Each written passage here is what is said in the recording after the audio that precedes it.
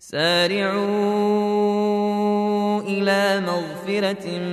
من ربكم وجنة عرضها السماوات والأرض أعدت للمتقين. أنا أخت جزائرية سنية المذهب والحمد لله، أبلغ من العمر 40 سنة، لم يسبق لي الزواج، وفي هذه الأيام تقدم لخطبتي رجل متزوج ويبحث عن زوجة ثانية، ولكن المشكلة أنه صرح لي مؤخرا أنه شيعي المذهب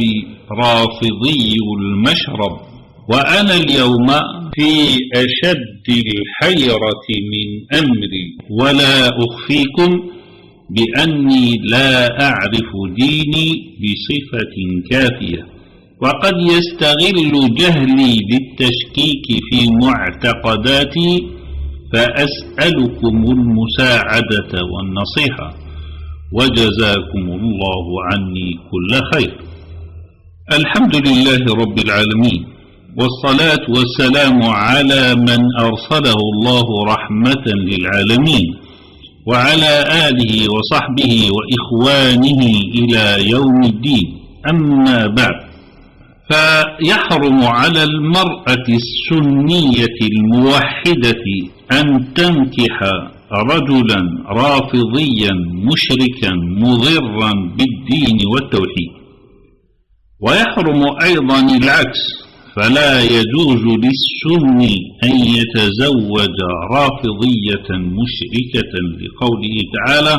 ولا تمسكوا بعصم الكوافر، ولقوله تعالى ولا عبد مؤمن خير من مشرك ولو أعجبكم، ذلك لأن عقيدة الرافضة تتضمن تكفير عامة المهاجرين والأنصار وكل من ترضى عليهم واستغفر لهم، مع استحلال دمائهم وتحريم ذبائحهم، وادعاء العصمة في الأئمة المزعومين ووصفهم بالصفات الإلهية، واستعمالهم التقية ويقصدون بها الكذب كدين يرضونه، ولهم تفسيرات باطنية للقرآن الكريم، وادعاءهم أن أهل البيت قد خصوا بالعلوم والأسرار التي لم يطلع عليها غيرهم، وتعطيلهم للمساجد وبناء ما يسمونه بالمشاهد والقبور، وتعظيمها أكثر من المساجد، وتمجيدهم مهديهم المنتظر، وجعل الإيمان به ركنا في الإيمان، وتعليق الحلال والحرام به ولو كانت تخالف الكتاب والسنة. هذا غيظ من فيض عقيدة الرافضة،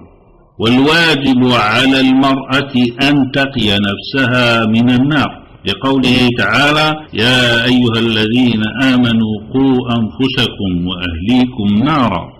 والوقاية من النار هو الابتعاد عن كل ما يقرب منها ويبعد عن الله تعالى. نسأل الله تعالى أن يرزقك زوجا سنيا صاحب خلق ودين، ويبعد عنك الرذائل والخبائث ما ظهر منها وما بطن،